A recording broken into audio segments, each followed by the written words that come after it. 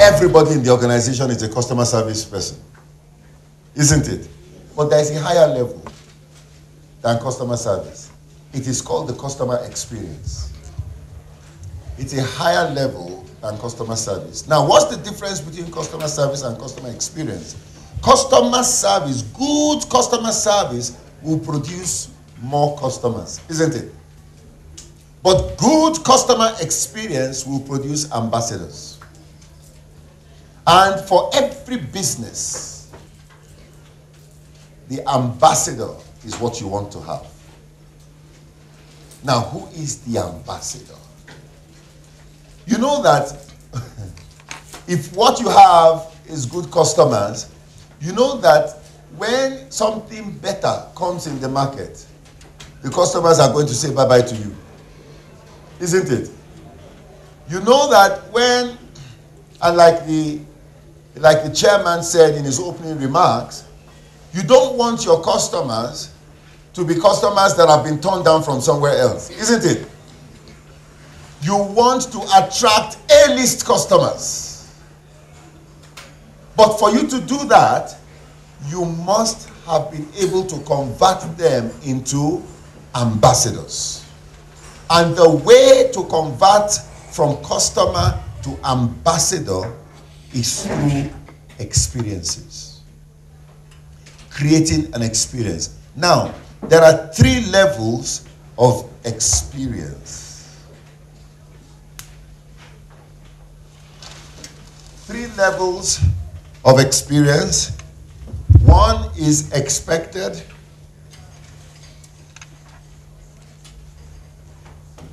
Number 2, impressive.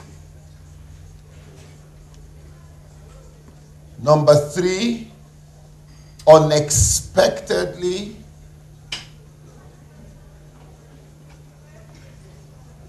impressive. 3 levels of customer experience: expected, impressive, unexpectedly impressive. Now, what's the difference between the 3? Impressive means, expected is simple.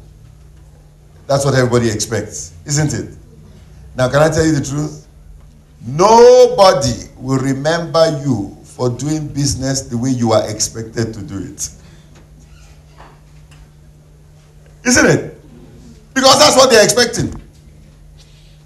So nobody is going to remember you. Nobody is going to go, wow, because you did what they were expecting to do. So that cancels level 1. And level 1 is where customer service is. Because customer service, you're smiling, all those things with it, isn't it? The right attitude, when you're dealing with the customer, all those things, yeah? Level 2, impressive. That is, you are doing number 1 with a big smile and a nice attitude. Okay? That's impressive. Oh, wow. And then you go a little mile. But level 3, the unexpectedly impressive. This is where ambassadors are born. And what is the marked distinction of unexpectedly impressive is that if it was not there, the customer would not have missed it. Are you hearing me? If it was not there, the customer would not have missed it because they were not expecting it. Now, that is the place where ambassadors are built. What's the difference between a customer and an ambassador? It's like night and day. Like I said, when things are not working for the company, or something better comes along, the customer jumps ship, isn't it? The strength of the ambassador comes out when things are not working. Because there is a loyalty to the brand. The ambassador owns the brand. The customer, listen, the customer patronizes the brand. The ambassador owns the brand. Can you see a difference? Now, which one do you think we should have? Ambassadors. These are people that own it. Not just people that patronize it. So I give you an example about owning the brand. I used to live in the US, like I said earlier on. And then I come to Kenya, and there's a particular hotel that I stayed. And then one year I came, and they told me there was no room in the hotel. I begged them. I mean, I have flown for so long. I begged them, you know. And at the reception, with a very bad attitude, they told me, there's nothing we can do. I said, maybe I can wait. Somebody will check out. With a very bad attitude. They said, no. Then, at the reception, somebody said, why don't you try Whitesands? You see, bad customer service is good advertising for your competition. And it is free. Very good advertising. I did not know there was a place called Whitesands. You understand? I didn't know. They said, try Whitesands. I said, okay. So I got a cab and I went to Whitesands, Sarova Whitesands in Mombasa. When I got to the reception, the guy that concierge with his green and white outfit, he welcomed me like he was expecting me. Oh, karibu, karibu, karibu. So I'm looking, is it me he's talking to, or there's somebody else? Because I'm not expecting that. I've just been kicked out of somewhere else. Then I get in, and this lady comes to me, and she's so welcoming. Now, one thing I hate doing, I hate filling forms. I just have a phobia for forms. I can't explain it. Okay? So she came, and she said, where did you come from? And she's filling my form for me. Hey!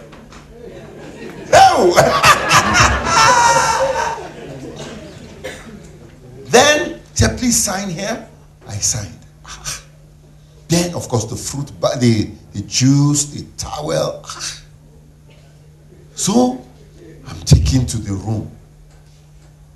That evening, when I go to the restaurant, the waiters attending to me were calling me by my name.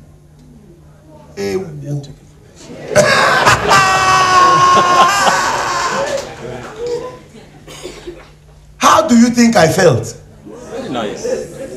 So when it was time for me to go back to America, I was very sad to be going.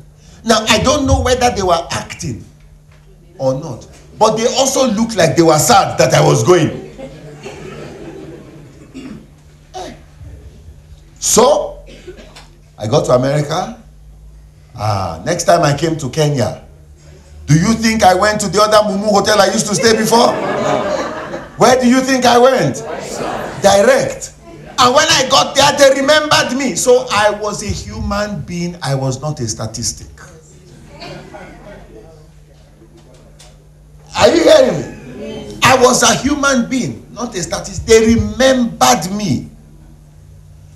Now again, same, this time I got a note from the GM. There was a fruit basket in my room. You know. So I went back to America. I told you I've been doing this since 1990.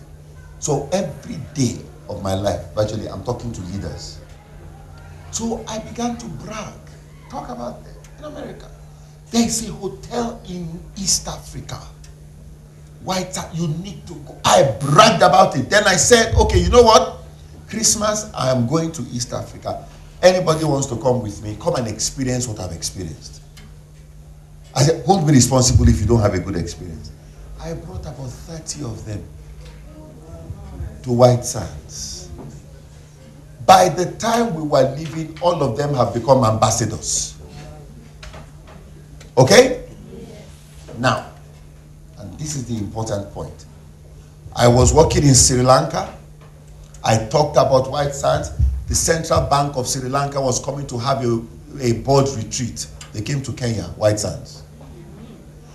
Nigeria, different countries, the UN, everybody that wants me to work for them in Mombasa, they tell them, we only do White Sands. Are you hearing me? Now, do you know, at this point, I did not know anybody in White Sands. Their leadership, they didn't know me. What was causing me to speak? An experience. An experience. Then they now began to hear everywhere people are coming. Say, how did you find out about this place, Dr. Wale? How did you find Dr. Wale? So their MD now reached out to me and said, thank you. Eventually, we became like brothers. You know, unfortunately, he died last year. He was my brother. Is somebody hearing me? Now, I had become an ambassador not because anybody told me to do anything, but I had experienced something I could not keep quiet. Then, I remember I was working for Coca-Cola, and we're having a big conference in Addis Ababa. People from all over the world. And I am speaking. And I give my story of White Sands. Then, when I finish, the big boss there got up, he picked the mic, he said, well, I understand your enthusiasm, but I've been there and it's not all that. And he destroyed my brand in front of 250 people that were loyal to him. So let me ask, if you were me, what would you have done to save your brand? I was invited. He is their boss. So what I say is irrelevant in the context of what he says. Who wants to help me? In fact, I know the rooms you are talking about, and I described the room in greater detail than he knew. But listen to where the ambassador comes. I said, and that is why, because the ambassador, you know what is going on in your brand. That is why we have embarked on an $18 million renovation. And when we are done, I am going to offer you and your family, to the big boss, you and your family, I will offer you a complimentary. They all clapped. I had saved my brand. Immediately I finished, I ran outside and I called the MD. I said, hey bro, we're in deep trouble. But you understand? Now, an ambassador would do that. Would a customer do that? No. So, an ambassador, a customer patronizes the brand. The ambassador owns the brand. Now let me ask you, do you know when my first encounter with White Sands was? 1996. I've written about them in the papers. I've written a book, dedicated a whole chapter to them. Yeah. Why? The experience. People never forget the experience you give them. So, the question I'm asking, what is the KIE experience? That's what we did. And you know what? Once you get this customer experience right, it will cut down on your marketing costs dramatically. Because, you see, ambassadors are not paid. Now, let me ask, if you went to Mombasa today, where would you want to stay? Now, I've been with them, yes. I can support you on the same. Yes. You just have to experience it. It used to have 365 rooms. I don't know that they've expanded to another capacity. But despite all, and about 2-3 restaurants, it's still the same consistent service all the way. So that one is they do a good job. You see, the ambassador is not paid. Now, who will you believe? The paid sales rep or the unpaid ambassador? The unpaid. It is so simple, we need help to miss it. You understand what I'm saying? So, if we can create more ambassadors for our business, we take the business to the next level. And the way to create ambassadors is to create experiences. I give you one. Virgin Atlantic. I used to fly Virgin Atlantic anytime. I was so addicted to Virgin Atlantic. You know why? When you fly from point A to point B, what is the expected? Is that you will get there in one piece. What is the, and then you get there in one piece and then they'll give you some food. And you know, airline food normally is very lousy food many times. Then what is the impressive? Oh, they will get you there in one piece and they will actually give you good food. And, you know, smile at you. Good. Down, that's impressive. What is the unexpectedly impressive? So shortly after we are taking off, this lady asked me, the flight attendant came, smiling very happy and said, would you like a massage?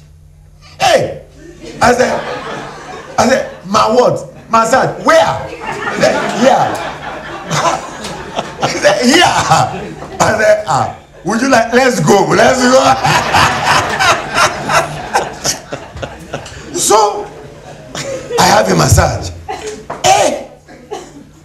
Then, after dinner, then they give you pajamas.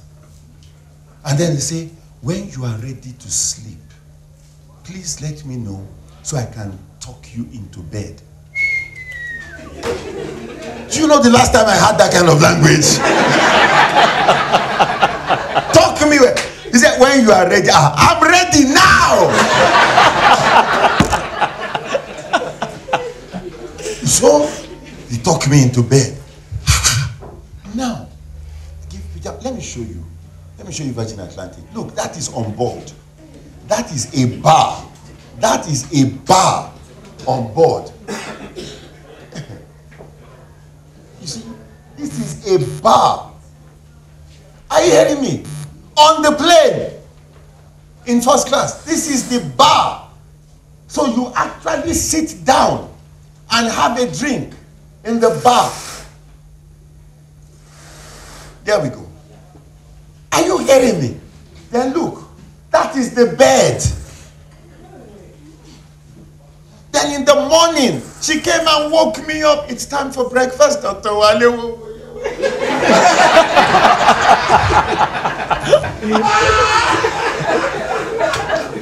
It's time for breakfast. How? Then in London, you have a special check-in. You check in from, they send a limo to pick you wherever you are staying. And then when you get to the airport, you give them you check in from inside your car. They set everything for you.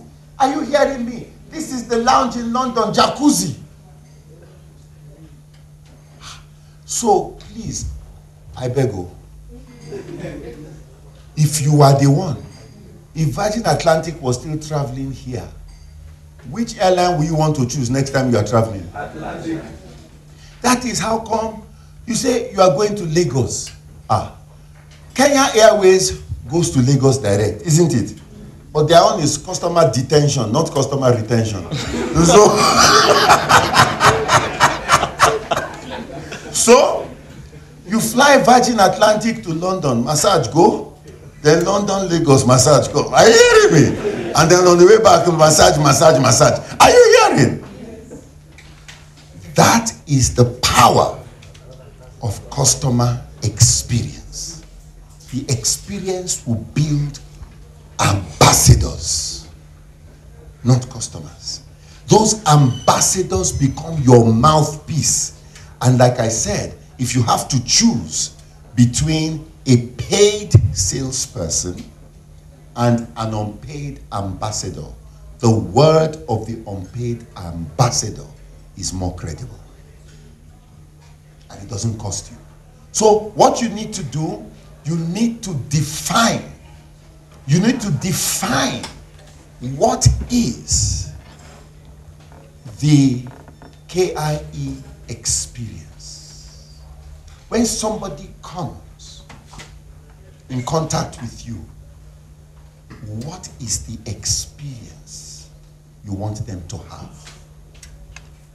And then again, you can go to Wale's triangle. And inside the triangle, just write out the normal experiences. Write out all the expected and the impressive. And this is an area we can be game changers. Are you hearing me? And the truth is this: if you are not a game changer, you will always walk in the path set by game changers. So this is something we need to sit down, maybe in groups, and we look at what kind of experience can we bring on the table, can we give to people. Now, when the experience is solid, even the pricing doesn't matter. You know, let me give you an example. When equity showed up, quite a number of us went into equity because of the experience. You know, let me pull that. We went into equity because of the experience. Because for the first time, I was going into a bank and I could sit on a sofa and read a magazine and have something to nibble on and drink. You understand what I'm saying? It was an experience. So these are some of the things. So let's now look at how to define the customer. And this is the